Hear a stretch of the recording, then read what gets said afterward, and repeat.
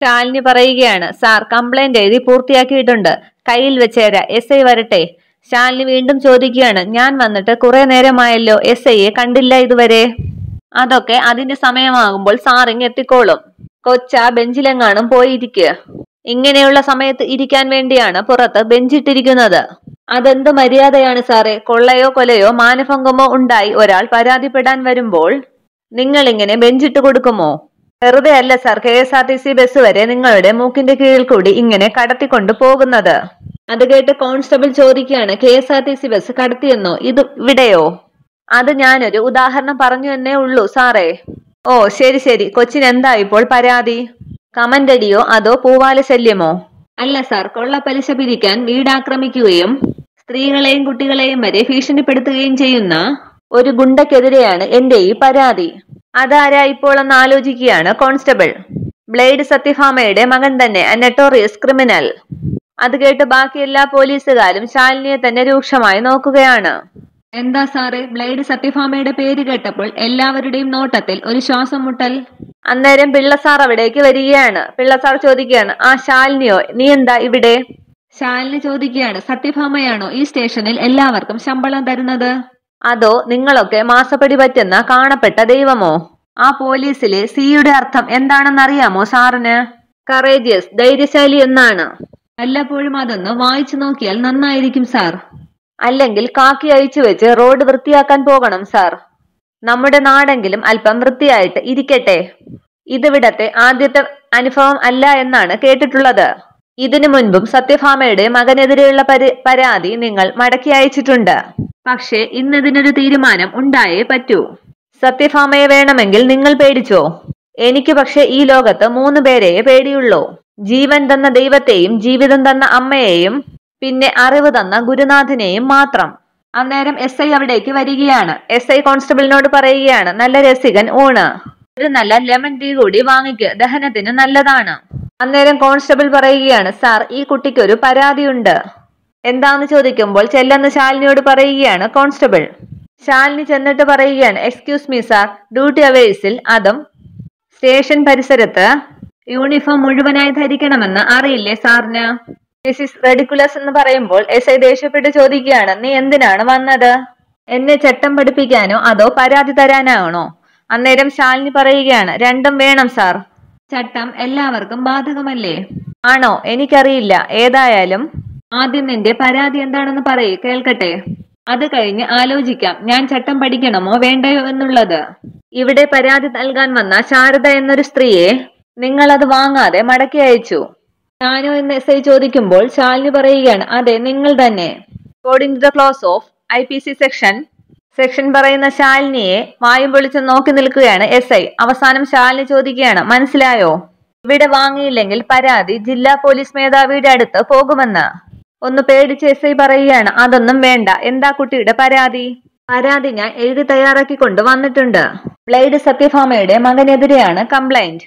പരാതി വാങ്ങിച്ച ശേഷം SI പറയുകയാണ്, ഇരിക്കുന്നില്ല, നിങ്ങൾ ഈ പരാതി വാങ്ങി ഫയലിൽ സ്വീകരിച്ചാൽ മതി. എപ്പോഴേ സ്വീകരിച്ചിരിക്കുന്നു എന്ന് SI പറയുമ്പോൾ ശാലിനി പറയുകയാണ്, താങ്ക്സ്. ഇനി നിങ്ങളിത് ഫോളോ ചെയ്യുന്നുണ്ടോ എന്നുള്ളത് ഞാൻ പരിശോധിക്കും. ഓർമ്മയുണ്ടാകണം എന്ന് പറഞ്ഞിട്ട് അപ്പോൾ ശരി എന്ന് പറഞ്ഞ ശേഷം അവിടെ നിന്നും പോവുകയാണ് ശാലിനി. വീണ്ടും തിരിഞ്ഞു നിൽക്കുന്ന ശാലിനിയോട് ഇനി എന്താന്ന് ചോദിക്കുമ്പോൾ ശാലിനി പറയുകയാണ്, ഇനിയെങ്കിലും ആ യൂണിഫോം ഒന്ന് നേരെ ഇടാമല്ലോ സാർ. തിരിച്ചുകൊണ്ട് എപ്പോഴേ ഇട്ട് കഴിഞ്ഞു എന്നും പറഞ്ഞ് യൂണിഫോമിന്റെ ബട്ടൺസ് ഇടുകയാണ് SI. പിള്ളസാറിനോട് SI ചോദിക്കുകയാണ്, ആരാടോ അത്? സാറെന്ന് അപമാനിച്ചു വിട്ടില്ലേ കുടുംബശ്രീയിലെ ശാരദ? അവരുടെ മകളാണ് ആ പോയത്. കുടുംബശ്രീ ശാരദയുടെ മകളോ? അതെ സാർ. അതേസമയം രാജേശ്വരിയെയും കൂട്ടി കുടുംബശ്രീയിലേക്ക് പോകുന്ന സത്യഭാമയെ ഫോൺ ചെയ്യുകയാണ് കോൺസ്റ്റബിൾ മണികണ്ഠൻ. ഹലോ എന്ന് സത്യഭാമ വിളിക്കുമ്പോൾ കോൺസ്റ്റബിൾ പറയുകയാണ്, ഞാനാണ് സ്റ്റേഷനിൽ നിന്നും മണികണ്ഠൻ. ആ പറയൂ മണികണ്ഠ, കാര്യങ്ങളൊക്കെ നന്നായിട്ട് പോകുന്നില്ലേ? എന്തൊക്കെയുണ്ട് വിശേഷങ്ങൾ? നന്നായി പോകുന്നു സത്യാമേ, കുഴപ്പമൊന്നും ഇല്ല. ഇപ്പോൾ എന്താ വിഷയം? എന്നെ കൊണ്ട് എന്തെങ്കിലും ഹെൽപ്പ് വേണമോ മണികണ്ഠന്? അന്നേരം മണികണ്ഠൻ പറയുകയാണ്, കുറച്ച് സാമ്പത്തിക പ്രശ്നം ഉണ്ടായിരുന്നു. പക്ഷെ അത് പറയാനല്ല ഞാൻ സത്യാമ്മയെ ഇപ്പോൾ വിളിച്ചത്. കൊള്ളപ്പലിശയ്ക്ക് പണം കടം കൊടുക്കുന്നെന്നും അത് തിരികെ ചോദിച്ചപ്പോൾ പിന്നെ വീട് കയറി ആക്രമിച്ചെന്നും കരുതി സ്ത്രീകളെയും കുഞ്ഞുങ്ങളെയും ഉപദ്രവിക്കുന്നു എന്നൊക്കെ പറഞ്ഞ് ഇവിടെ ഒരു പരാതി കിട്ടിയിട്ടുണ്ട്. ഈ നാട്ടിൽ ഞാൻ അറിയാത്ത ആരാ അങ്ങനെ ഒരാൾ എന്ന് ചോദിക്കുകയാണ് സത്യഭാമ. പറഞ്ഞോ മണികണ്ഠ, എന്നെ കുറിച്ചാണോ കംപ്ലൈന്റ്? അത് പരാതി നമ്മുടെ വിഷ്ണുമോനെ കുറിച്ചാണ് സത്യാമ്മേ. വിഷ്ണുവിനെതിരെയോ? ഏതവനാണ് ആ പരാതിക്കാരൻ? പേരെന്താണ്? പരാതിക്കാരനല്ല സത്യാമ്മേ, പരാതിക്കാരിയാണ്. ഒരു പെൺകുട്ടി എന്ന് പറയുമ്പോൾ ദേഷ്യപ്പെട്ട് സത്യഭാമ പറയുകയാണ്. ശരി, അവനോ അവളോ ആയിക്കൊള്ളട്ടെ. താൻ ആളാരാണെന്ന് പറയ്. ആളാരാണെന്ന് അറിയില്ല സത്യാമ്മേ. പരാതി SIയുടെ കയ്യിലാണ് കൊടുത്തത്. SIയുടെ കയ്യിൽ കൊടുത്ത പരാതി മാനത്തേക്ക് പറന്നു പോവുകയൊന്നും ഇല്ലല്ലോ. താൻ അത് നോക്കി ഏതവളാണെന്ന് പറയണം. ഇത്രയും വേഗം എന്ന് പറയുമ്പോൾ മണികണ്ഠൻ പറയുകയാണ്. പറയാം സത്യാമ്മേ, ഇപ്പോൾ ഞാൻ ഫോൺ വെക്കുകയാണ്. ഇതൊക്കെ കേട്ട് ചിരിച്ച് സന്തോഷിക്കുകയാണ് രാജേശ്വരി. അതിനുശേഷം സത്യഭാമ വിഷ്ണുവിനെ ഫോൺ ചെയ്യുകയാണ്. പറയമ്മ എന്ന് പറയുമ്പോൾ സത്യഭാമ പറയുകയാണ്. എടാ, നിന്റെ പേരിൽ ആരോ കംപ്ലൈന്റ് കൊടുത്തിരിക്കുകയാണല്ലോ പോലീസ് സ്റ്റേഷനിൽ. കംപ്ലൈന്റോ? എന്ത് കംപ്ലൈന്റ്? നീ ഭീഷണിപ്പെടുത്തി പലിശപ്പണം പിരിക്കുന്നെന്നും ഗുണ്ടയാണെന്നും ഒക്കെ പറഞ്ഞാണ് കംപ്ലൈന്റ്. ആഹാ, അത് കൊള്ളാമല്ലോ. അതാരാണപ്പ ഇത്രയും ധൈര്യമുള്ളവൻ? അതും വിഷ്ണുവിനെതിരായിട്ട് എന്ന് പറയുമ്പോൾ സത്യഭാമ പറയുകയാണ്. അവൻ അല്ല, അവൾ. ഒരു പെണ്ണ് എന്ന് പറയുമ്പോൾ പെണ്ണോ എന്ന് ചോദിക്കുകയാണ് വിഷ്ണു. അതെ, ഏതോ പെൺകുട്ടിയാണെന്ന്. അതാരാണെന്ന് അന്വേഷിക്കാൻ ഞാൻ കോൺസ്റ്റബിൾ മണികണ്ഠനെ ചുമതലപ്പെടുത്തിയിട്ടുണ്ട്. അല്ല, അപ്പോൾ നോർത്ത് സ്റ്റേഷനിലാണോ പരാതി കിട്ടിയിരിക്കുന്നത്? അതെ. എടാ, നീയും അതാരാണെന്ന് ഒന്ന് അന്വേഷിക്ക്. ഞാനിപ്പോൾ മറ്റൊരു കാര്യത്തിന് വേണ്ടി പോയിക്കൊണ്ടിരിക്കുകയാണ്. അത് ഞാൻ ഏറ്റമ്മേ. പരാതി എന്റെ പേരിലല്ലേ. പ്രതി തന്നെ ഈ കേസ് നേരിട്ട് ഡീൽ ചെയ്തോളാം. ആ ശരി, ആയിക്കോട്ടെ എന്നും പറഞ്ഞ് ഫോൺ വയ്ക്കുകയാണ് സത്യഭാമ. വിഷ്ണു കരുതുകയാണ്. ചേട്ടാ, ഞാനിപ്പോൾ നോർത്ത് സ്റ്റേഷനിന്റെ മുന്നിൽ നിന്നല്ലേ വരുന്നത്. അവിടെ ആരാ ഇപ്പോൾ എനിക്കെതിരെ പരാതി കൊടുക്കാൻ? അന്നേരം വണ്ടിയിലിരുന്ന് ശാലിനി പറഞ്ഞ കാര്യങ്ങൾ ആലോചിക്കുകയാണ് വിഷ്ണു. അതാലോചിച്ച് പെട്ടെന്ന് വണ്ടി നിർത്തുകയാണ് വിഷ്ണു. അവളോ? കൊള്ളാമല്ലോ മോളെ നിന്റെ പരിപാടി എന്ന് പറയുകയാണ് വിഷ്ണു. വിഷ്ണുവിന്റെ വണ്ടിയിൽ വിഷ്ണുവിന്റെ കാശിന് പെട്രോൾ അടിച്ച് ഓസിന് പോയിട്ട് വിഷ്ണുവിനെതിരെ പരാതി. വിഷ്ണു സാമൂഹിക വിരുദ്ധൻ അല്ലേ? നീയേ വിഷ്ണുവിന് പറ്റിയ പെണ്ണ് തന്നെ. ഇനിയിപ്പോൾ ഈ വിഷയം അമ്മ അറിയാതെ കൈകാര്യം ചെയ്യണമല്ലോ ദൈവമേ. ശരിയാക്കി കളയാമെന്ന് പറഞ്ഞ് വണ്ടി എടുത്തു പോവുകയാണ് വിഷ്ണു. പിന്നീട് സ്റ്റേഷനിലേക്ക് എത്തുകയാണ് വിഷ്ണു. കോൺസ്റ്റബിൾ മണികണ്ഠന്റെ അടുത്ത് ചെന്നിട്ട് മണിയണ്ണ നമസ്കാരം എന്ന് പറയുകയാണ് വിഷ്ണു. വിഷ്ണു മോനോ? ഇരിക്കെന്ന് പറയുകയാണ് മണികണ്ഠൻ. ചേട്ടൻ എന്ന് അമ്മയെ വിളിച്ചിരുന്നു അല്ലേ? അതെ മോനെ. പരാതി SIയുടെ മുൻപിലുള്ള ഫയലിലാണ്. അയാൾ ഇവിടെ നിന്ന് പോയാൽ പരാതിക്കാരി ആരാണെന്ന് ഞാൻ നോക്കി പറഞ്ഞു തരാം. അപ്പോൾ പരാതിക്കാരി ആരാണെന്ന് ചേട്ടൻ ഇപ്പോഴും അറിയില്ല അല്ലേ? ഇല്ലെന്ന് പറയുമ്പോൾ ചിരിച്ചുകൊണ്ട് നന്നായി എന്ന് പറയുകയാണ് വിഷ്ണു. അതെ, ഞാൻ SIയുമായിട്ട് ഡീൽ ചെയ്തോളാം. എന്നോട് വിരോധമൊന്നും തോന്നല്ലേ എന്ന് പറയുമ്പോൾ എവിടെന്ന് എന്ന് പറഞ്ഞ് ചിരിക്കുകയാണ് വിഷ്ണു. അന്നേരം SIയുടെ അടുത്തേക്ക് ചെന്ന് വിഷ്ണു പറയുകയാണ്. സാറേ, നമസ്കാരമുണ്ട്. SI പറയുകയാണ്. ആരിത്? വിഷ്ണുവോ? ഇരിക്ക്. ഇരുന്ന ശേഷം പിന്നെന്ന് പറയുമ്പോൾ SI പറയുകയാണ്. ഇയാളെ ഞാൻ വിളിക്കാനിരിക്കുകയായിരുന്നു. ഇയാൾക്കെതിരെ ഒരു പരാതി കിട്ടിയിട്ടുണ്ടല്ലോ. പരാതിയോ? എനിക്കെതിരെയോ? ഒരു പെൺകുട്ടിയാണ് പരാതി തന്നിരിക്കുന്നത്. ചിരിച്ചുകൊണ്ട് വിഷ്ണു പറയുകയാണ്. സന്തോഷം. പീഡന കേസൊന്നും അല്ലല്ലോ അല്ലേ? അല്ല, ഭാഗ്യം എന്ന് പറയുകയാണ് വിഷ്ണു. അന്നേരം പരാതി SI വിഷ്ണുവിന് കൊടുക്കുകയാണ്. പരാതി വായിച്ചു നോക്കിയിട്ട് വിഷ്ണു പറയുകയാണ്. ഇത് അവള് തന്നെ, നല്ല കൈയക്ഷരം. SI ചോദിക്കുകയാണ്. എന്താടോ പ്രശ്നം? ഇതിനു മുൻപ് ഇയാൾക്കും അമ്മയ്ക്കുമെതിരെ ഒരു പരാതിയും ഇവിടെ കിട്ടിയിട്ടില്ലല്ലോ. അല്ലെങ്കിലും പരാതി തരാൻ ആരും ധൈര്യപ്പെടില്ലല്ലോ. ഇതിപ്പോ ആദ്യമായിട്ടെന്ന് പറയുമ്പോൾ വിഷ്ണു പറയുകയാണ്. നമുക്കറിയാവുന്ന കൊച്ചാണ് സാറേ. ഒരു സൗന്ദര്യ പിണക്കം, അത്രേ ഉള്ളൂ. ഏതായാലും ഈ പേപ്പർ എന്റെ കയ്യിൽ ഇരിക്കട്ടെ എന്നും പറഞ്ഞ് പേപ്പർ മടക്കുകയാണ് വിഷ്ണു. അത് പിന്നെ SI പറയുമ്പോൾ വിഷ്ണു ചോദിക്കുകയാണ്. സാറിന്റെ അനിയത്തിക്ക് മെഡിക്കൽ സീറ്റിനുള്ള കാശ് റെഡിയായോ? എന്നോടൊരു വാക്ക് പറഞ്ഞാൽ മതി, നമുക്കത് സത്യാമ്മയോട് പറഞ്ഞ് വാങ്ങിക്കാമെന്നേ. SI പറയുകയാണ്. വിഷ്ണു, വിഷയം അതല്ല. നല്ലതുപോലെ നിയമം അറിയാവുന്ന ഒരാളാണ് പരാതി തന്നിരിക്കുന്നത്.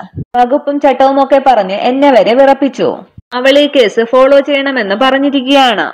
അപ്പോ പിന്നെ അവൾ തന്ന പരാതി വരെ കാണാനില്ല എന്ന് പറഞ്ഞാൽ അവള് പിന്നെ പരാതിയുമായിട്ട് മുകളിലോട്ട് പോകും. എന്റെ തൊപ്പി തെറിക്കും. അതാണിപ്പോൾ പ്രശ്നം. എന്റെ സാറേ, സാറിന്റെ തെറിച്ച തൊപ്പി തിരികെ തന്ന് ഇതേ തലയിൽ തന്നെ ഉറപ്പിച്ചു നിർത്താനുള്ള പവർ ബ്ലേഡ് സത്യഭാമയുടെ മകൻ വിഷ്ണുവിനുണ്ട്. പിന്നെ അവള് പരാതി ഫോളോ ചെയ്യുന്നെങ്കിൽ അങ്ങ് ചെയ്യട്ടെന്നേ. പരാതിയിൽ എന്ത് നടപടിയെടുത്തു എന്ന് ചോദിച്ചാൽ എന്നെ വിളിച്ച് നന്നായിട്ട് അങ്ങ് ഉപദേശിച്ചു. അപ്പോഴേ ഞാനങ്ങ് നന്നായി എന്ന് പറഞ്ഞാൽ മതി. പക്ഷേ എന്ന് SI വീണ്ടും പറയുമ്പോൾ വിഷ്ണു പറയുകയാണ്. സാറ് പേടിക്കുകയൊന്നും വേണ്ട. ഇനി മുതൽ എനിക്കിവിടെ അടിപിടി ഗുണ്ടായിസം ഒന്നും ഇല്ല. ഞാൻ നന്നായി സാറേ, വളരെ നന്നായിരിക്കുകയാണ്. കണ്ടില്ലേ? പിന്നെ ഈ പരാതിയുടെ വിരോധം വെച്ച് താനാ പെൺകുട്ടിയെ ഉപദ്രവിക്കുകയും ചെയ്യരുത്, കേട്ടോ? കേട്ടല്ലോ? അത് പിന്നെ ഇതിനേക്കാൾ പുലിവാലാകും. എന്തോന്ന് സാറേ, ഈ സാറിനെ കൊണ്ട് ഞാൻ തോറ്റു. എന്നെ ഒന്ന് വിശ്വസിക്കു സാറേ. ഞാൻ ഒരു തവണ നന്നായത് പോരെയെങ്കിൽ 2 or 3 തവണ നന്നായിക്കോളാം. സാറേ, എനിക്ക് ആ കുട്ടിയോട് വിരോധം ഒന്നും ഇല്ല. സത്യം, മറിച്ച് പ്രേമം മാത്രമേ ഉള്ളൂ. പ്രേമമോന്ന് SI ചോദിക്കുമ്പോൾ ചിരിച്ചുകൊണ്ട് വിഷ്ണു പറയുകയാണ്, ആ ശത്രുവിനെ പ്രേമിക്കണം എന്നാണല്ലോ വേദവാക്യം. അപ്പോൾ നമ്മളത് അങ്ങനെ തന്നെ അനുസരിക്കണം. പിന്നെ പരാതിക്കാരിയുടെ പേര് സാറ് ആരോടും പറയണ്ട, പ്രത്യേകിച്ച് എന്റെ അമ്മയോട്. ഇനിയിപ്പോൾ വിളിച്ചു ചോദിച്ചാൽ ഞാൻ വന്ന് പരാതി തിരികെ വാങ്ങിക്കൊണ്ടുപോയി സാറ് പേര് ശ്രദ്ധിച്ചില്ല എന്ന് മാത്രം പറഞ്ഞാൽ മതി. എന്താ? SI എങ്ങനെ ചിരിച്ചുകൊണ്ടിരിക്കുമ്പോൾ വിഷ്ണു പറയാണ്, ശരി, അപ്പോൾ പിന്നെ ഞാൻ പോട്ടെ. ചേച്ചിയോടും കൊച്ചിനോടുമൊക്കെ എന്നെ അന്വേഷണം പറയണം. ശരി വിഷ്ണു എന്ന് പറയുകയാണ് SI. അതിനുശേഷം അവിടെ നിന്നും ഇറങ്ങി ജീപ്പിൽ കയറിയിരുന്നിട്ട് വിഷ്ണു പറയുകയാണ്, ഹോ, അതങ്ങനെ തീർന്നു. ഇല്ലെങ്കിൽ കുടുംബശ്രീയുടെ വറുചട്ടിയിൽ വെച്ച് തന്നെ അമ്മ അവളെ അങ്ങ് പൊരിച്ചെടുത്തേനെ. വിശദമായിട്ടൊന്ന് പരാതി വായിക്കാൻ പറ്റിയില്ല എന്നും പറഞ്ഞ് ആ പേപ്പർ നിവർത്തി വായിക്കുകയാണ് വിഷ്ണു. ആയതിനാൽ സമൂഹത്തിന് ഭീഷണിയും ജനങ്ങളുടെ സ്വകാര്യ ജീവിതത്തിന് ഭീഷണിയുമായ ടിയാനോ എന്ന് ആലോചിച്ചിട്ട് വിഷ്ണു പറയാണ്, ആ മേൽപ്പടി കക്ഷി ടിയാനെതിരെ സത്വര നടപടി സ്വീകരിക്കണമെന്ന് അഭ്യർത്ഥിക്കുന്നു. വിശ്വസ്തയോടെ സുന്ദരനും സുമുഖനും സുശീലനുമായ വിഷ്ണുവിനെ കൊണ്ട് എന്നെ വിവാഹം കഴിപ്പിക്കണമെന്ന് അഭ്യർത്ഥിക്കുന്നു. വിശ്വസ്തയുടെ ശാലിനി. അങ്ങനെയായിരുന്നു നല്ലത്. അതിനുശേഷം ആ പേപ്പർ മടക്കി പോക്കറ്റിൽ വെച്ചിട്ട് വിഷ്ണു പറയുകയാണ്, എന്റെ ഹൃദയത്തിനു മീതെ നിന്റെ കയ്യൊപ്പിങ്ങനെ പതിഞ്ഞു കിടക്കട്ടെ. എന്നാലും നീ എനിക്കുള്ള ആദ്യത്തെ പ്രേമലേഖനം പോലീസ് സ്റ്റേഷനിലാണല്ലോ കൊണ്ടുകൊടുത്തത്. കഷ്ടം, ക്ഷമിച്ചിരിക്കുന്നു എന്ന് പറഞ്ഞ് പോക്കറ്റൊക്കെ തടവിക്കൊണ്ട് വണ്ടി എടുക്കുകയാണ് വിഷ്ണു. പിന്നീട് കാണിക്കുന്നത് ശാരദാമ്മയുടെ ഹോട്ടലിൽ മലക്കറി അരിയുന്ന ശാരദാമ്മയാണ്. അന്നേരം അവിടേക്ക് വന്ന ശാന്ത പറയുകയാണ്, ശാരദാമ്മേ, മസാലപ്പൊടി തീരാറായി. അതാ അടുക്കളയിലെ ചാക്കിലുണ്ട്, കവർ പൊട്ടിച്ചെടുത്തോ. അന്നേരം സ്റ്റേഷനിൽ നിന്നും തിരികെ വരികയാണ് ശാലിനി. ശാന്തേച്ചി, ഞാനിപ്പോൾ പോലീസ് സ്റ്റേഷനിൽ കംപ്ലൈന്റ് കൊടുത്തു. അത് കേട്ട് ശാന്ത ചോദിക്കുകയാണ്, കംപ്ലൈന്റോ? ആർക്കെതിരെ? ആ സത്യഭാമയുടെ മകനെതിരെ. പോലീസ് അവനെ പിടിച്ച് ഇടിച്ച് പിഴിഞ്ഞോളും. അത് കേട്ട് പേടിച്ച് എഴുന്നേറ്റ് ശാരദാമ്മ ചോദിക്കുകയാണ്, എന്റെ ഭഗവാനെ, സത്യഭാമയുടെ മകനെതിരെയോ? നിനക്ക് എന്തിന്റെ ആവശ്യമായിരുന്നടി ഇതൊക്കെ ചെയ്തത്? ശാന്തേച്ചി പറഞ്ഞില്ലേ സത്യഭാമയുടെ മകൻ പലിശപ്പണം കൊടുക്കാത്തതിന് വീട് കയറി ഭീഷണിപ്പെടുത്തിയെന്ന്. അതിന് നാട് നന്നാക്കാൻ നീ ആരാ, മജിസ്ട്രേറ്റോ? ആദ്യം സ്വന്തം വീട് നന്നാക്ക്. അവള് കുറെ കംപ്ലൈന്റ് കൊടുക്കാൻ നടക്കുന്നു. ദേഷ്യപ്പെട്ട് ശാലിനി പറയുകയാണ്, അതെ, വീട് നന്നാക്കാൻ ആഗ്രഹമില്ലാഞ്ഞിട്ടല്ല, ചിലര് തടസ്സം നിൽക്കുന്നത് കൊണ്ടാണ്. ഇവിടെ കയറി അതിക്രമം കാട്ടിയവരെയും അത് കാട്ടാൻ കൂടെ നിന്നവരെയും ഞാൻ കോടതിയിൽ കയറി അഴിയെണ്ണിച്ചേനെ. അപ്പോൾ ചിലർക്ക് പേടി, മക്കളുടെ ഭാവി ഓർത്ത്. അതാ ഇപ്പോഴും ഞാൻ എന്നെ തന്നെ ഇങ്ങനെ കെട്ടിപ്പൂട്ടിയിട്ടിരിക്കുന്നത്. ശാന്ത പറയുകയാണ്, അത് ശാലിനി, ഈടെയായിട്ട് വലിയ ശല്യമൊന്നും ഉണ്ടായിരുന്നില്ല. പണം ഏതാണ്ട് തിരിച്ചടച്ച് തീരാറും ആയി. ഞാൻ പറഞ്ഞത് കുറെ മുൻപുള്ള സംഭവമാണ്. ഇന്ന് ശാന്തേച്ചിയുടെ വീട്ടിലെങ്കിൽ നാളെ വേറൊരു വീട്ടിൽ അവനിത് ആവർത്തിക്കും. അതുകൊണ്ട് ഈ പരാതി ഞാൻ നാടിനു വേണ്ടി കൂടിയിട്ട് ചെയ്തതാണ്. നമ്മുടെ മനസ്സിലെ ഭയത്തെയും അറിവില്ലായ്മയുമാണ് കൊള്ളപ്പലിശക്കാർ ആയുധമാക്കുന്നത്. പരിധിയിൽ കഴിഞ്ഞ് പലിശയ്ക്ക് പണം കൊടുക്കാൻ ഈ നാട്ടിൽ ആർക്കും അവകാശമില്ല. സ്വകാര്യ സ്ഥാപനങ്ങൾ ആണെങ്കിൽ പോലും രജിസ്ട്രേഷനും അക്കൗണ്ടിങ്ങും ഒക്കെ നിർബന്ധമാണ്. മാത്രമല്ല, പണം തിരിച്ചെടുക്കാൻ ബലപ്രയോഗത്തിനോ ഭീഷണിക്കോ ആർക്കും അധികാരവുമില്ല. പോലീസിന് പോലും കൂടിപ്പോയാൽ ഒരു സിവിൽ കേസ് കൊടുക്കാം, അത്രയുള്ളൂ. ശാരദാമ്മ പറയുകയാണ്, നീ ഇങ്ങനെ വകുപ്പും നിയമവും ഒക്കെ പറഞ്ഞുകൊണ്ടിരുന്നോ? എടി, സത്യഭാമയുടെ മകനെതിരെയല്ലേ നീ ഇപ്പോൾ പരാതി കൊടുത്തത്? സത്യാമ്മയുടെ മോള് നിന്റെ ആരാന്നറിയാമോ? നിന്റെ അർജുനേട്ടന്റെ ഭാര്യ. പരാതി കൊടുത്തപ്പോൾ നീ അതുപോലും മറന്നു. ശാലിനി പറയുകയാണ്, അതിലൊന്നും കാര്യമില്ലമ്മേ. അനീതിയും അക്രമവും ആര് കാട്ടിയാലും അതിനുള്ള ശിക്ഷ അവർക്ക് കിട്ടിയിരിക്കണം. അതിപ്പോൾ എന്റെ അമ്മയാണെങ്കിൽ പോലും അതങ്ങനെ തന്നെയാണ്. അത്രയും പറഞ്ഞ് അകത്തേക്ക് കയറി പോവുകയാണ് ശാലിനി. ശാന്ത പറയുകയാണ്, ഇതിങ്ങനെയൊക്കെ വരുമായിരുന്നെന്നറിഞ്ഞെങ്കിൽ ഞാൻ ഇതിൽ തലയിടില്ലായിരുന്നു ശാരദാമ്മേ. ഇവളിനി എന്തൊക്കെ കുഴപ്പങ്ങളാണാവോ ഇനി ഈ മുറ്റത്തേക്ക് വലിച്ചിഴയ്ക്കാൻ പോകുന്നത്. അത്രയും പറഞ്ഞ് ശാരദാമ്മയും അകത്തേക്ക് കയറി പോവുകയാണ്. അപ്പോഴേക്കും രാജേശ്വരിയും കൂട്ടി സത്യഭാമയുടെ വണ്ടി കുടുംബശ്രീയുടെ ഹോട്ടലിന് മുൻപിൽ വന്ന് നിൽക്കുകയാണ്. സത്യഭാമ വണ്ടിയിലിരുന്ന് പറയുകയാണ്, രാജേശ്വരി, തൽക്കാലം ഇവിടെ ഇരിക്കുക. ഞാൻ പറഞ്ഞിട്ട് ഇറങ്ങിയാൽ മതി. അല്ലെങ്കിലും അവൾക്ക് എന്നെ കാണുന്നത് ചതുർത്ഥിയാണ്. സത്യാമ്മ ചെല്ല്. വണ്ടിയിൽ നിന്നും പുറത്തേക്ക് ഇറങ്ങുന്ന സത്യഭാമയെ കാണുകയാണ് ശാരിക. സത്യഭാമ ചോദിക്കുകയാണ്, കുട്ടിയുടെ അമ്മയല്ലേ? ഉണ്ടല്ലോ, വിളിക്ക്. അമ്മയെന്ന് അകത്തേക്ക് നോക്കി വിളിച്ച ശേഷം ശാരിക ചോദിക്കുകയാണ്, ആരാ? മനസ്സിലായില്ല. പറയാം, ആദ്യം അമ്മ വരട്ടെ. ഹോട്ടൽ ചൂണ്ടിക്കാട്ടി സത്യഭാമ ചോദിക്കുകയാണ്, അല്ല, അതാണോ നിങ്ങളുടെ ഹോട്ടൽ? അതെ എന്ന് ശാരിക പറയുമ്പോൾ ചുറ്റുമൊക്കെ നോക്കുകയാണ് സത്യഭാമ. അന്നേരം പുറത്തേക്ക് ഇറങ്ങി വരുന്ന ശാരദാമ്മ സത്യഭാമയെ കാണുകയാണ്. ശാരദാമ്മ മനസ്സിൽ കരുതുകയാണ്, സത്യാമ്മ. ശാരദാമ്മയോന്ന് ചോദിക്കുകയാണ് സത്യഭാമ. അതിനുശേഷം ശാരദാമ്മ വീട്ടിൽ വന്ന് പറഞ്ഞ കാര്യങ്ങളൊക്കെ ആലോചിക്കുകയാണ് സത്യഭാമ. ശാരദാമ്മ എന്ന് സത്യഭാമ വിളിക്കുമ്പോൾ ശാരിക ചോദിക്കുകയാണ്, ആരാ അമ്മ ഇത്? ഇതാണ് മോളെ സത്യഭാമ. പേടിച്ച് ശാരിക ചോദിക്കുകയാണ്, ഈശ്വര, മകനെതിരെ പരാതി കൊടുത്തത് ചോദിക്കാൻ വരുന്നതായിരിക്കുമോ? അതേസമയം പുറത്തേക്ക് വരികയാണ് ശാലിനി. ശാലിനിയെ കണ്ട് ദേഷ്യപ്പെട്ട് സത്യഭാമ നോക്കി നിൽക്കുകയാണ്. ഇത്രയുമാണ് ഇന്നത്തെ എപ്പിസോഡ് വിശേഷങ്ങൾ. Okay, thank you.